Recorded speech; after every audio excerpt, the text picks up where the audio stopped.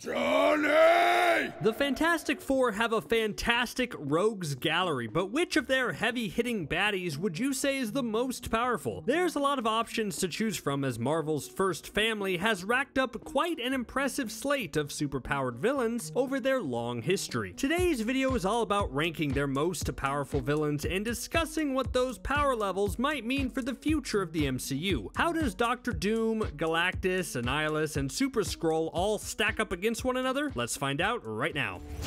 Yeah, we definitely have to talk about Doctor Doom first. I mean, we sort of need to, right? Doom is such an important villain to the Fantastic Four, which is kind of crazy when you think about it. Like, on paper, they are so different and normally wouldn't run in the same social circles. That's the element I like about a lot of Fantastic Four villains. They're usually these baddies that have no business dealing with this group of superheroes, and yet here we are. Doctor Doom made his debut in a Fantastic Four comic, and over the years, he certainly expanded to not only be a great villain to other heroes, but for the whole Marvel universe. He's one of the best bad guys Marvel has, which is why it was always so disappointing to see the Fox Fantastic Four live-action movies screw up the character not just once, but twice. It's because it's so hard to tie in a Doom origin alongside a Fantastic Four origin, right? Anyways, Doom is incredibly powerful. Now, right off the bat, he may not be the embodiment of pure power like some of the other villains on this list, but I'm ranking him so high because of the evil heights I know Victor Von Doom can reach. His ruthless ambition and his off-the-charts intellect means he can accomplish almost anything, which makes him one of the most dangerous bad guys in the universe. I'm very curious when Doom does take center stage in the MCU, will he primarily be against the Fantastic Four? Like, sure, he can be an everyone villain, but will he have special beef with Marvel's first family? Putting their rivalry front and center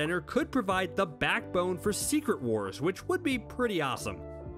Galactus is the giant purple planet eater that we've all been waiting for in the MCU. It's another villain that the previous live-action movies got horribly wrong, so it's about time that the Devourer of Worlds gets another shot. Before Kang the Conqueror started to really heat things up for the MCU, there was a lot of speculation about whether Galactus would be the next big bad. And while it's clear that probably won't happen for a bit, I still wonder if there's a way to work Galactus into the MCU while also being mainly a Fantastic Four villain. Like, I was starting to believe that Galactus would show up in Eternals and stick to the cosmic side of things for a bit before crossing paths with the Fantastic Four. But now, I'm not sure what's gonna happen with the character. But whatever the future holds, I just hope they do Galactus justice. The cosmic being is one of the most powerful in the galaxy, and there really aren't that many ways to beat him. You just sometimes have to hope he doesn't set his sights on Earth, and if he does, you have to find a way to change his mind. I'm so torn on whether I want to see Galactus as the main bad guy in a Fantastic Four movie, or as the main bad guy to the MCU as a whole down the line. I mean, I guess there's a way to do both. Maybe putting Galactus as the main bad guy to a solo movie would help position the Fantastic Four as these earthbound heroes that also deal with cosmic threats. And then when Galactus comes back a little while later in a bigger movie, it would help to bring Reed Richards and his family into the Avengers, since they would already know everything about Galactus.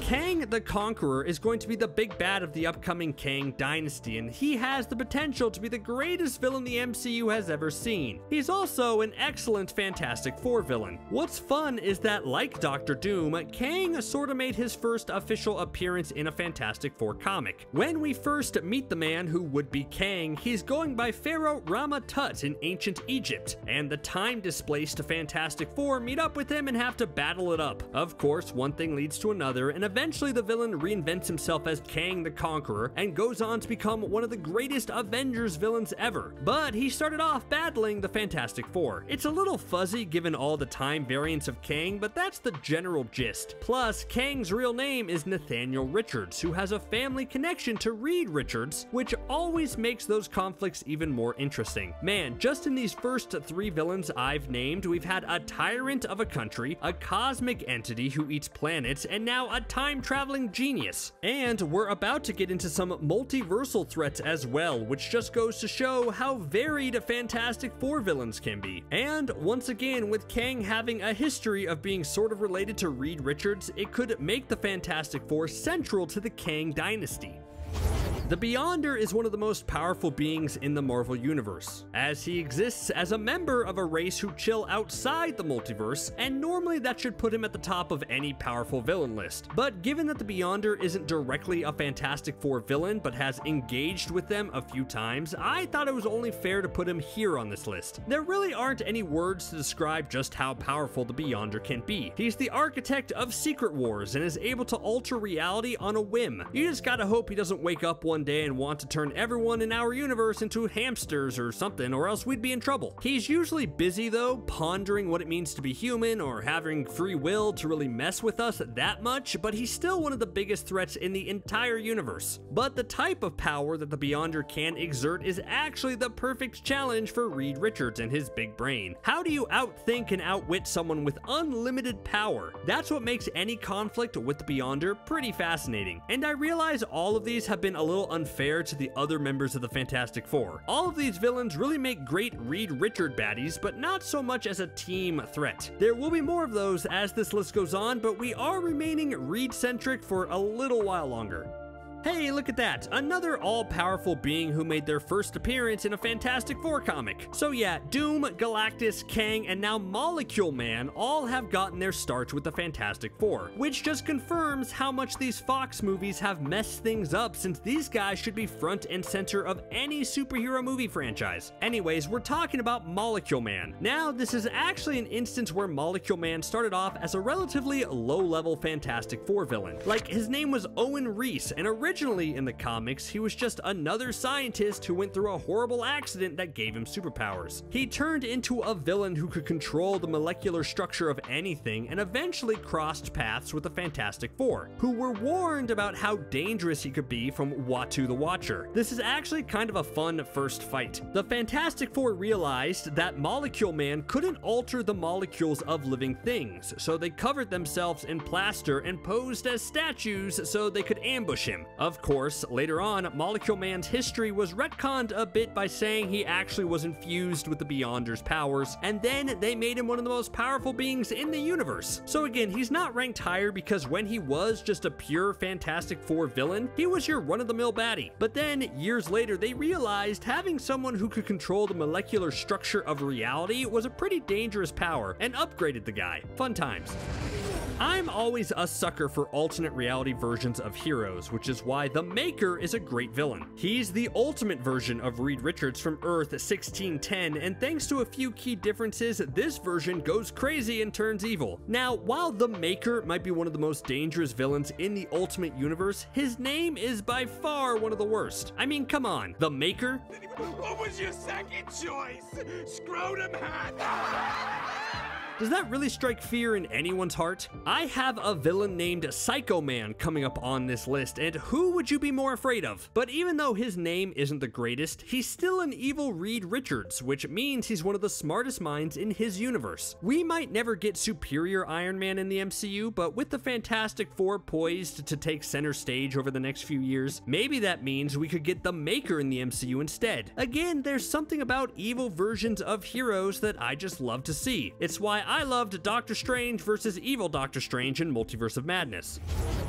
When you go exploring other dimensions, sometimes you find unimaginable terrors. So we've established that Reed Richards is a smart cookie, right? Well, one of his big brain discoveries was the negative zone, which is described as an antimatter continuum that exists alongside the continuum that Earth occupies. Sure, I understand science. Anyways, the negative zone was ripe for exploration since it houses all that antimatter and other fun discoveries. But it also houses a ruthless conqueror named Annihilus who wants to basically destroy and take over everything in order to extend his own life. Classic bad guy motivation. Once again, Annihilus could easily be a main bad guy for an Avengers movie, and his classic Annihilation storyline is one of Marvel's big crossover events. But he did make his first appearance in a Fantastic Four comic, so maybe the group could fight him in a solo movie. I think that's actually a pretty good idea. This villain is in his own pocket dimension, which means the Fantastic Four could travel there to fight him and set up a whole new important location for the MCU.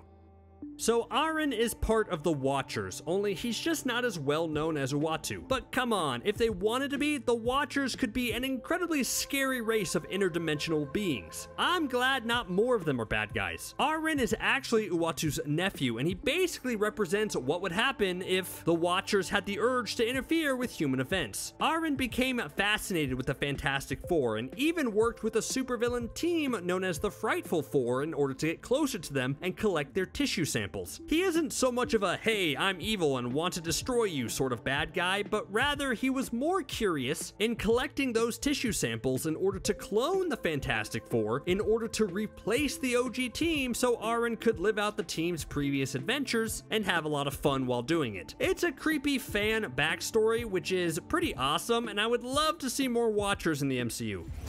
So the Fantastic Four once stopped a Skrull invasion, and the aliens weren't too happy about that. So the Skrulls were able to create a villain known as Super Skrull and imbue him with all the powers of the Fantastic Four. That's right, he was stretchy, could create force fields, harness fire, and clobber everyone in his path. I like this idea for a villain because it highlights why it's important that the Fantastic Four are a team. Sure, any one being could have all four of these abilities and be super strong, but the true strength of the Fantastic Four is how they are all different. Each one of them has a different personality and brings something new to the table. They exemplify what a good team can be, and that's highlighted thanks to someone like Super Skrull. With Skrulls playing a big part in the MCU, it's only a matter of time before he shows up, right?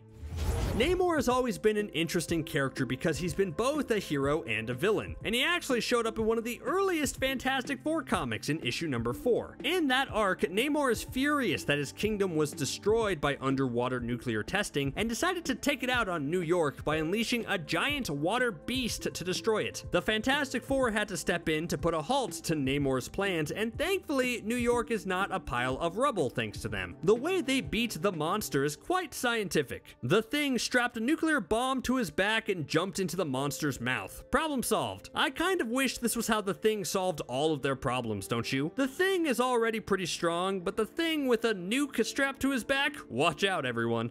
Okay, for these final 5 entries, I'm going to take a step back from universe-ending threats and focus on more of the street-level baddies. Because again, the Fantastic Four have quite a range when it comes to their rogues gallery. So of course, I have to talk about Mole Man. He has the honor of appearing in the very first Fantastic Four comic, Fantastic Four #1, so that's special right there. And with someone like Mole Man, you can kind of guess his whole deal without me telling you. He sounds a little silly, given that he mostly hangs out underground and is sensitive to light, but that doesn't mean he isn't dangerous. He has a lot of minions at his disposal and usually is involved in whatever subterranean war is happening at that time. Not an A-list villain by any means, but still someone to be wary of.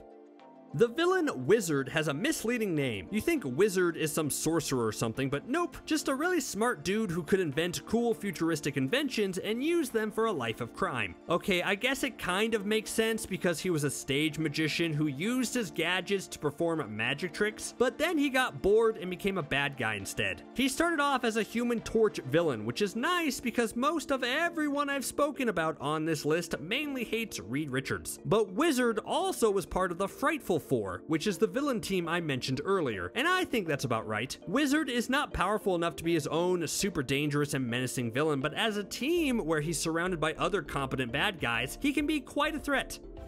Okay, so Wizard was a Human Torch villain, so let's now pivot and talk about Puppet Master, who mainly hates the Thing. Puppet Master is the stepfather of Alicia Masters, who has a romantic thing with the Thing, and it's just a complicated relationship. Anyways, Puppet Master uses special clay to make puppets that can look like real people that he can control. It's not really explained in depth how he can do this, but his clay is usually found near Wundagore Mountain, which we know is a mystical and dangerous place. You think he only became Puppet Master because his last name was Masters? I guess you kind of have to go with what your name is, right? Impossible Man is more of a nuisance than a villain. He's actually an alien who's part of a race that can transform into anything their imagination can think of. In his early appearances, he arrived on Earth because he was bored and just caused a lot of general mischief. And the way the Fantastic Four beat him? Well, Mr. Fantastic convinced the entire city of New York to just ignore Impossible Man, and sure enough, without attention, Impossible Man just got bored and left Earth. Man, can you imagine if like Doom or Kang could be defeated this way? Okay, Psycho Man is only at the bottom of this list because he doesn't live up to the epicness of his name. Come on, Psycho Man? That's awesome. He should be a top villain, but he hasn't had the impact that I really want. But he's also so interesting. So get this, he has an emotion controlling device that can cause widespread destruction, right? The only thing working against him is that he actually hails from a microverse, so whenever he arrives in our universe, he can't grow any bigger and therefore has to embody a giant suit of armor in order to be seen. Okay, he's actually incredibly dangerous and should be higher on this list due to his ruthlessness and strength, but he kind of reminds me of Plankton from SpongeBob. I can't help but make that comparison, so sorry Psycho Man, you're at the bottom. Oh, I forgot Paste Pot Pete. How could I forget Paste Pot Pete? The dastardly villain has a suit filled with glue. How terrifying. I have to re-rank all of these guys so Paste Pot Pete can be at the top. How can you defeat a guy with a glue gun? Can't do it. Let me know your thoughts in the comments. Thanks for watching CBR.